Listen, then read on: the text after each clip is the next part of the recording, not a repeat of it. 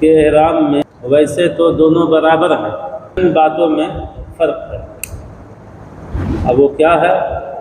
وہ یہ ہے کہ چند باتوں میں عورتوں کے لیے چند باتیں جو ہیں جائز ہیں، جو مردوں کے لیے جائز نہیں ہیں۔ جیسے سر چھپانا، احرام کی حالت میں مردوں کو سر چھپانا حرام ہے نا، لیکن عورت اس سے خارج ہے۔ عورت اپنے سر کو وہ چھپائے رہے گی، احرام کی حالت میں بھی ہے نا، اور ویسے بھی نماز میں۔ اور ہم لوگ احرام جب باندھے رہیں گے تو چاہے جو بھی صورت ہو، نماز پڑھیں یا جیسے رہے، نماز کی حالت میں بھی جو ہے ہم سر نہیں، نہ ٹوپی پہنیں گے، نہ امامہ باندھیں گے ہے نا، نہ کوئی رومال رکھیں گے، کچھ نہیں کریں گے احرام کی حالت میں۔ اور عورتیں اس سے باہر ہیں، عورتیں سر چھپائیں گی ہے نا۔ تو عورتوں کو اس حالت میں بھی سر چھپانا ہے، اور ایسے بھی عورتوں کو سر چھپا ہی کر کے رکھنا چاہیے ہے نا۔ اور نامحرم کے سامنے تو بالخصوص۔ اب نامحرم کس کو کہتے ہیں؟ نامحرم اسے کہتے ہیں جس سے ہے نا اس کا نکاح ہو سکتا ہو، وہ عورتوں کے لیے نامحرم ہوتا ہے۔ جیسے چچیرا بھائی ہے نا، ماموں کا بیٹا مامیرا بھائی، پھوپھی کا لڑکا پھوپھیرا بھائی، سمجھ بات نا۔ اسی طریقے سے جو ہے دیور ہے، جیٹھ ہے، یہ سب جو ہے نامحرم ہیں عورتوں کے لیے ہے نا۔ ان سب کے سامنے بھی جو ہے عورتوں کو سر چھپا کر کے ہی رہنا چاہیے۔ عام طور پر ہم دیکھتے ہیں کہ ایک گھر میں جیسے کئی لوگ ہوتے ہیں، چچا ہوتا ہے، چچا کا بیٹا ہوتا ہے، کئی ہوتے ہیں، تو ان سے جو ہے بہنیں جو ہیں اتنا پردہ نہیں کرتی، یہ سب بھی عورتوں کے لیے نامحرم ہے، یہ سب کے لیے بھی پردہ لازم ہے۔ تو بس فرق ایک یہ ہوا کہ مرد کسی حالت میں سر نہیں چھپا سکتا، احرام کی حالت میں چاہے نماز ہی کیوں نہ پڑھتا ہو، اس میں بھی نہیں۔ عورتیں سر چھپائے رہیں گی، ہاں صرف خالی چہرے پر جو ہے نا چہرہ نہیں چھپا سکتی، اس کے اوپر کپڑا نہیں آتا ہے نا، نہ مرد کے نہ عورت کے۔ ہاں زیادہ سے زیادہ عورتیں کوئی گدا رکھیں، کوئی پنکھا رکھیں، کوئی ایسی چیز رکھیں جس سے آگے ایسے کر کے رکھیں، چہرے پر نہیں، چہرے سے آگے ایسے کر کے رکھیں تاکہ سامنے والے دیکھ نہ سکیں ہے نا، اتنے تک اجازت ہے۔ اسی طریقے سے جو ہے وہ جو دوپٹہ جو سر پر رکھیں گی عورتیں، وہ بھی اتنی باریک نہ ہو کہ بال کی سیاہی اس سے جو ہے جھلکے، بلکہ گاڑھا ہو، تھوڑا موٹا، تاکہ بال کی سیاہی اس سے جھلکے نہیں ہے نا۔ اور اب ظاہر ہے کہ جب عورتوں کو سر چھپانے کی اجازت ہے حالت احرام میں، تو اب وہ سر کے اوپر گیٹھی بھی رکھ سکتی ہیں، بکسا بھی رکھ سکتی ہے، کچھ بھی رکھ سکتی ہے۔ اور چونکہ مردوں کو احرام کی حالت میں سر چھپانا یہ حرام ہے، لہٰذا نہ وہ اس کے اوپر پیٹی رکھ سکتے ہیں، نہ کوئی گیٹھی رکھ سکتے ہیں، نہ کوئی کپڑا، کچھ نہیں رکھ سکتے۔ سلا ہوا تعویذ یہ مرد حضرات نہیں پہن سکتے، سلی ہوئی تعویذ جو ہوتی ہے نا جو ہم لوگ پہنتے ہیں کرنے میں سکتے ہے نا، تو یہ ہم لوگ جو ہے نہیں کر سکتے ہیں، عورتوں کے لیے اجازت ہے، ٹھیک ہے نا۔ اسی طریقے سے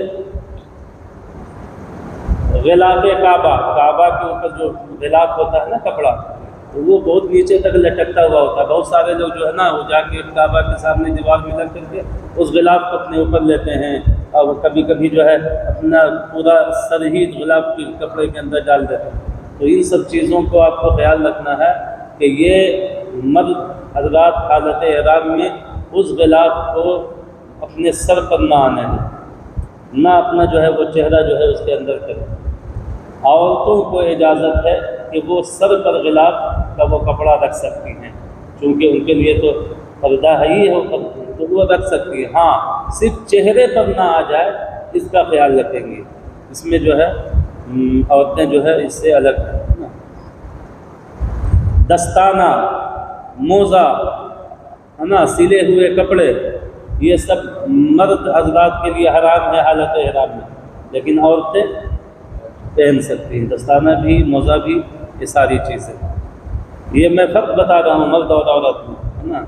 اسی طریقے سے احرام کی حالت میں چونکہ چہرے پر کپڑا اس طرح ڈالنا کہ چہرے سے مس ہو، اس سے اسلامی عورتیں بھی جو ہیں ہے نا کے لیے بھی یہ حرام ہے. یعنی وہ بھی اپنے کسی کپڑے سے چہرے کے اوپر نہ آنے. سر تک ہے تو ٹھیک ہے، جیسے یہ ٹوپی ہے، لیکن یہی اگر ایسے ہو گیا تو پھر حرام ہے. ان کے لیے بھی یہ غلط ہو جائے گا. تو یہ جو ہے احرام میں فرق ہے مرد اور عورت میں. محرم کہتے ہیں احرام والوں کو جو احرام باندھے ہوئے. تو محرم کو چاہیے کہ اوپر کی چادر ہے نا، اس کو چادر ہی کہتے ہیں، اور نیچے والے کو تہبند کہتے ہیں. تو بتا رہے ہیں کہ احرام باندھنے والوں کو چاہیے کہ اوپر کی چادر درست کرنے میں یہ احتیاط ضرور کرے کہ اپنے یا کسی دوسرے احرام والے کے سر یا چہرے پر نہ پڑے. کبھی کیا ہوتا ہے کہ آدمی اسے کیے رہتا ہے نا، اور طواف کرتا ہے نا، یا چل رہا ہے تو یہ سرک جاتا ہے. تو سرک جاتا ہے تو وہ جو ہے نا جھٹکے سے اٹھا کے اسے مارتے ہیں. تو مارتے ہیں تو وہ احتیاط کو پتہ نہیں رہتا ہے کہ ہمارے اگل بغل کے تو سب احرام والے ہیں بیچارے. تو یہ جو تو مارا تو آپ کا کپڑا کسی کے سر پہ چلا گیا، کسی کے چہرے پہ چلا گیا، اس کا احرام خراب ہو، اس کے گناہ گار آپ بھی ہو. تو یہ سب کا خیال ایک دم خصوصی طور پر رکھنا ہے کہ اگر کپڑا سرکے تو اس کو جھٹکے سے زور سے نہیں مارنا، آہستہ سے، تاکہ کسی پر وہ کسی کے سر یا کسی کے چہرے پر نہ رہے. اس طریقے سے رکھنا ہے. سمجھ رہے بات ہے نا. اکثر محرم یعنی احرام والے حضرات جو ہے احرام کا تہبند ناف کے نیچے سے باندھتے ہیں. یہ کنی جو ہوتی ہے اس کے نیچے سے باندھتے ہیں. تو یاد رکھیے کہ جو ہے یہ بالکل سراسر حرام ہے. ناف سے لے کر کے گھٹنے تک، گھٹنے کے نیچے تک یہ مرد کا ستر عورت ہے. یہ ہر حال میں چھپا ہوا ہونا چاہیے. تو اب اگر ناف کے نیچے سے باندھیں گے تو یہ حرام ہو گیا. اوپر کا جو حصہ ستر جو ہے کھل گیا. تو بہت سارے لوگ جو ہے یہ چادر جو ہے تہبند وہ ناف کے نیچے سے باندھتے ہیں اور اوپر ایک چادر ایسے کر کے رکھ لیتے ہیں. تو چادر جو رکھتے ہیں تو کبھی کیا ہوتا ہے کہ ہوا چلی یا جو ہے وہ سرک گیا تو یہ جو ہٹتا ہے نا تو پھر ناف دکھنے لگتا ہے. تو جب ناف دکھنے لگتا ہے تو ناف چونکہ ستر میں داخل ہے نا، عورت میں داخل ہے. تو اب یہ جو جھلکا اب دوسرے لوگوں کی نظر پڑی تو یہ جو ہے تو گناہ ہے، حرام ہے، اور دوسروں کی نظر اس پر پڑ جائے. اس لیے اس کو چادر کو ایک دم ناف کے اوپر سے باندھیں گے. اتنا ایسے بھی عام طور پر بھی عام طور ہاں تو اوپر جو ہے باندھ کر کے رکھا. اور خاص کر کے احرام کی حالت میں چونکہ نیچے کوئی کپڑا تو ہوتا نہیں ہے، اور عام طور پر چلو اگر نیچے ہے بھی تو نیچے میں بنیان ہوتی ہے کہ اگر ہم اتر بھی گیا تو نیچے ایک کپڑا ہے. لیکن احرام میں چونکہ کوئی کپڑا ہوتا ہی نہیں ہے تو اب اگر وہ کھلے گا تو ڈائریکٹ وہی دکھے گا. اس لیے جو ہے اس کو نیچے سے نہیں بلکہ اوپر سے باندھنا ہے. اور اوپر کی چادر بے احتیاطی کی وجہ سے جو ہے نا جب پیٹ سے وہ سرک جاتی ہے تو جس سے ناف کا حصہ جو ہے وہ دکھنے لگتا ہے نا. تو یہ چیزیں جو ہے حرام ہیں. لہٰذا اس چیز کا بھی جو ہے مرد حضرات جو ہے اس کا خیال رکھیں گے، ہے نا. اسی طریقے سے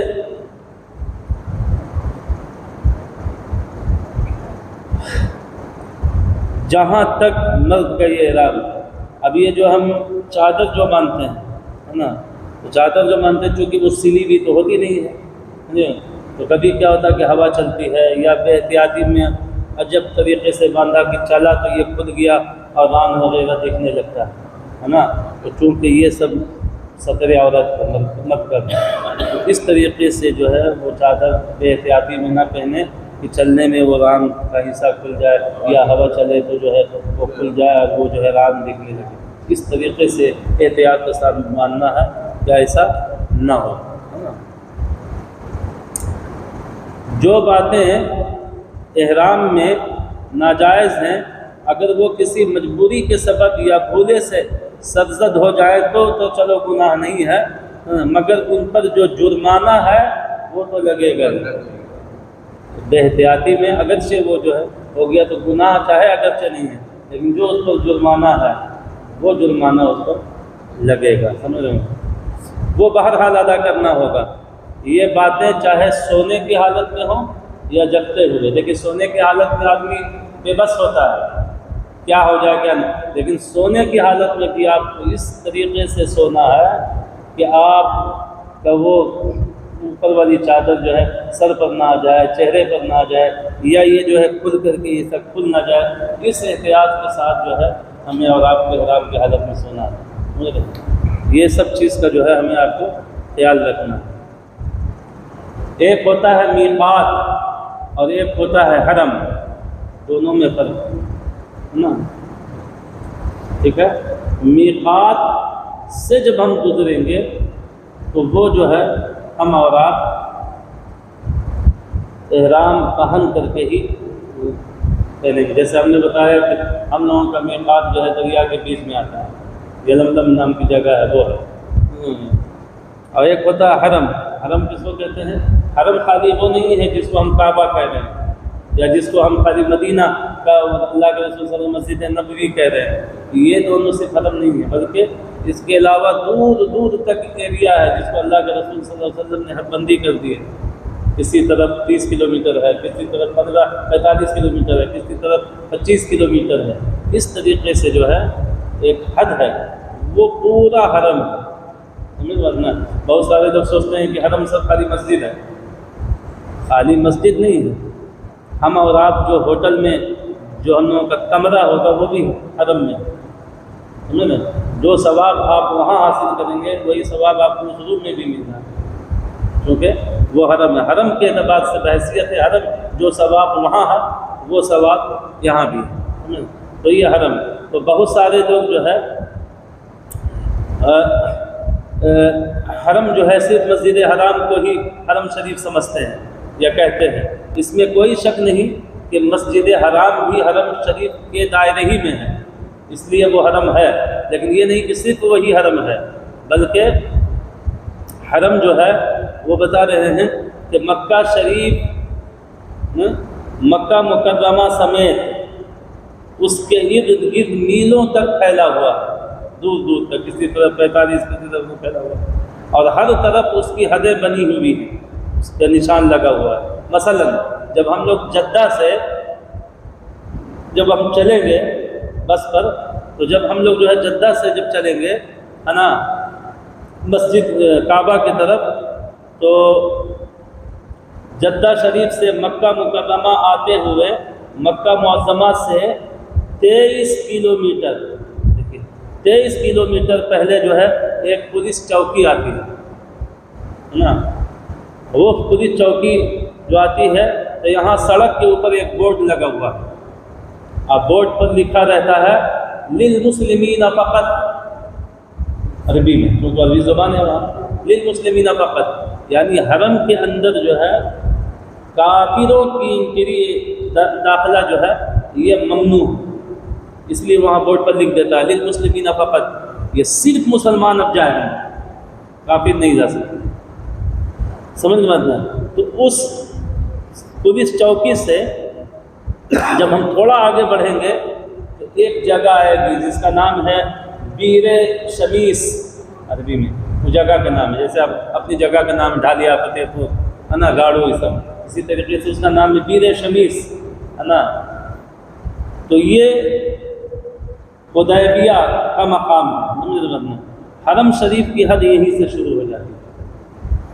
اس سے پہلے اگر آپ نے کسی گھاس کو اکھاڑ دیا، پیڑ کاٹ دیا، یہ کر دیا، کوئی گناہ نہیں، لیکن جیسے ہی اس کے اندر داخل ہوئے، اب اگر آپ نے اگے ہوئے گھاس کو اپنے آپ اکھاڑ دیا یا کاٹ دیا درخت کو، یا کسی شکار کا شکار کیا، یا کسی شکار کے کو کرنے کے لیے کسی کو اشارہ کر کے بتایا، تو گولی دی، اس کو چھری دے دیا، تو اب آپ کے لیے جو ہے اوپر جو ہے گناہ اور یہ جو ہے چیزیں حرام ہیں۔ حرم کو حرم اسی لیے کہتے ہیں کہ جو چیزیں حرم سے باہر حلال تھی وہ حرم کے اندر آنے کے بعد جو ہے وہ حرام ہو جاتی، اسی لیے اس کو حرم کرتے ہیں۔ تو ان چیزوں کا بھی خیال رکھیں گے. جیسے ہی ہم داخل ہوں تو پھر اب کوئی جانور کوئی گھاس اس سب کو ہم لوگوں سے تکلیف نہیں پہنچنی چاہیے. یہاں تک کہ کسی بندے کو بھی. یہی وجہ ہے کہ جب ہم طواف کریں گے بہت بھیڑ ہوتی ہے نا, تو طواف کریں تو اس احتیاط سے کریں کہ آپ سے کسی کو تکلیف نہ پہنچے, آپ کی کہنی کسی کو نہ لگ جائے یہاں. اس سب کا بڑا خیال ہے. حج آسان نہیں ہے, سمجھ لیں نا, بہت مشکل کام ہے. حاجی بننا جو ہے نا یہ آسان نہیں ہے. خالی جا کر کے آنے کا نام حاجی نہیں ہے. حاجی کے لیے کہ ایک قدم چلتا ہے تو 700 نیکی ملتی ہے, وہ ویسے ہی تھوڑے ملتی ہے. 700 ایک قدم آپ نے اٹھایا صاحب 700 نیکی دکھا دی.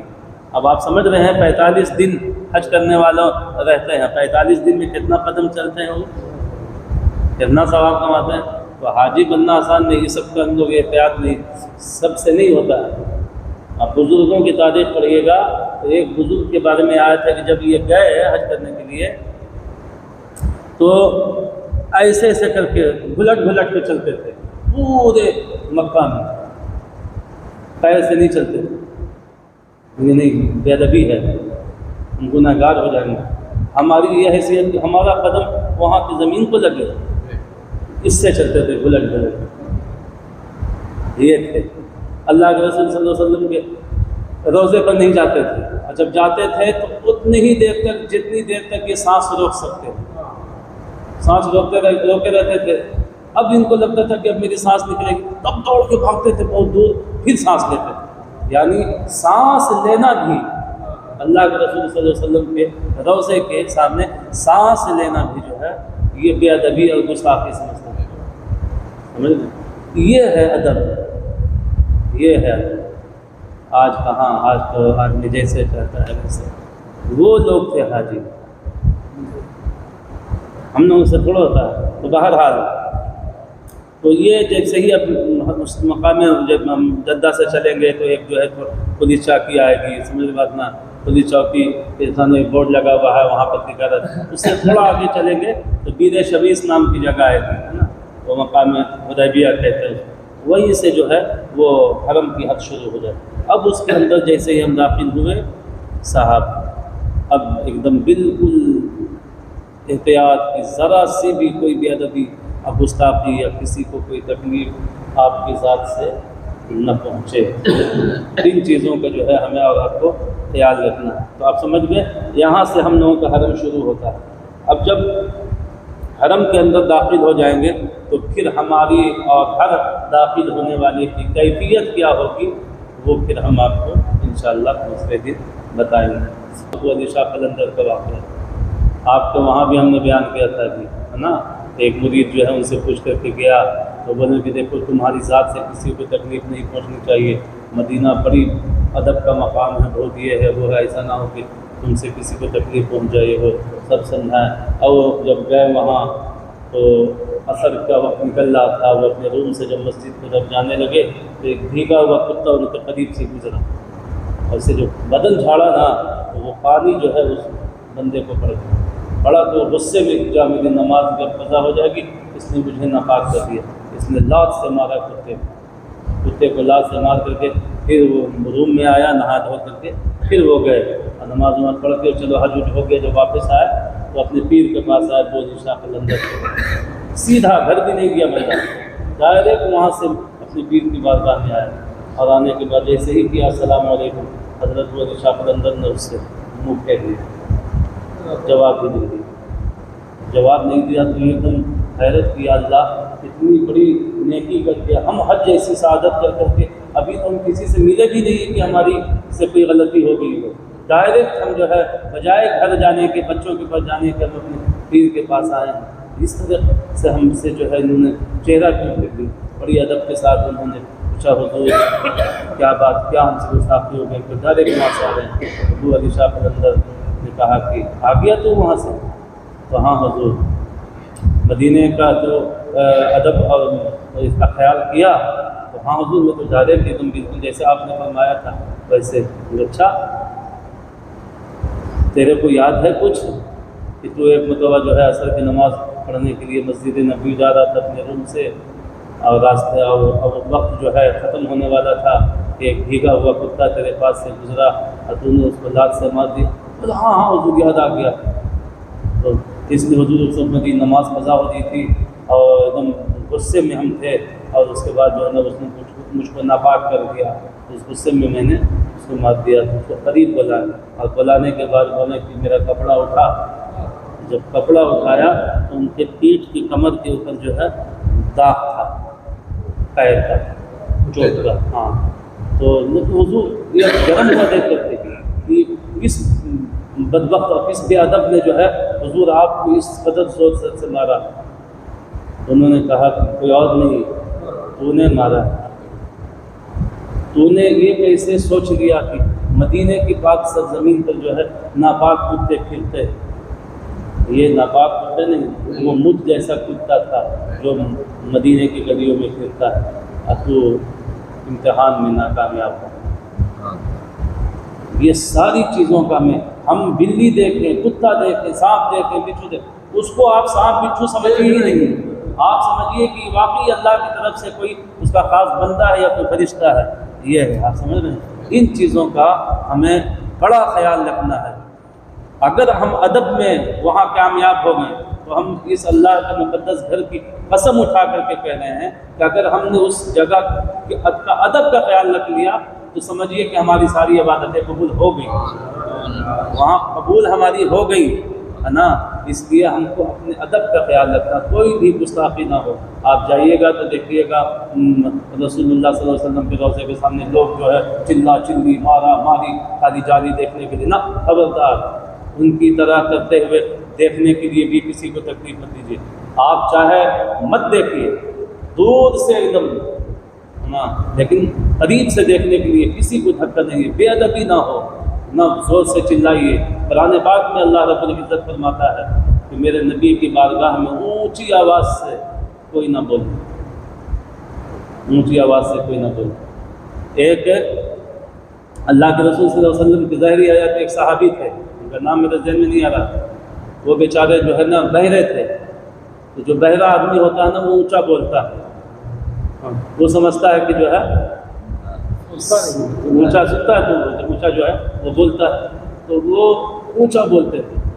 جب یہ آیت نازل ہوئی اور جب لوگوں نے پڑھ کر کے سنایا تو انہوں نے جان ہی چھوڑ دی. اللہ کے رسول کی بارگاہ گھر میں بیٹھ گئے اور خوب روتے تھے. روتے کیوں تھے معلوم ہے؟ وہ سوچتے تھے کہ یہ جو آیت نازل ہوئی ہے نا یہ کسی اور وجہ سے نہیں, میری وجہ سے نازل ہوئی ہے کیونکہ میں بہت اونچا بولتا ہوں نا. تو یہ گھر میں بیٹھے. اللہ کے رسول صلی اللہ علیہ وسلم کی کئی روز سے نہیں آئے. پوچھا صحابہ سے کیا بات ہے؟ یا رسول اللہ پتہ نہیں گھر میں روتا رہتا ہے بندہ. پھر اللہ کے رسول صلی اللہ علیہ وسلم نے بلوایا تو پوچھا, بولا رسول اللہ میں بہت بے ادب ہوں, میری آواز اتنی اونچی ہے کہ رب کو بھی پسند نہیں ہوئی کہ اللہ نے جو ہے یہ آیت نازل کی. تو اللہ کے رسول صلی اللہ علیہ وسلم نے سمجھایا کہ نہیں, وہ تمہاری وجہ سے نہیں ہوئی, ایسا نہیں ہے کہ تمہاری وجہ سے. لوگ جو ہے جو زور زور سے بولتے ہیں اس وجہ سے میری بارگاہ وہ ہے کہ میری بارگاہ میں, ابھی آپ کو بتائیں نا کہ سانس لینا بھی ہمارے بزرگ جو ہے بے ادبی سمجھتے ہیں. بہرحال آج اتنا سبق یاد رکھیں کہ ہم کو ان دو جگہوں میں ادب کا بڑا خیال رکھنا.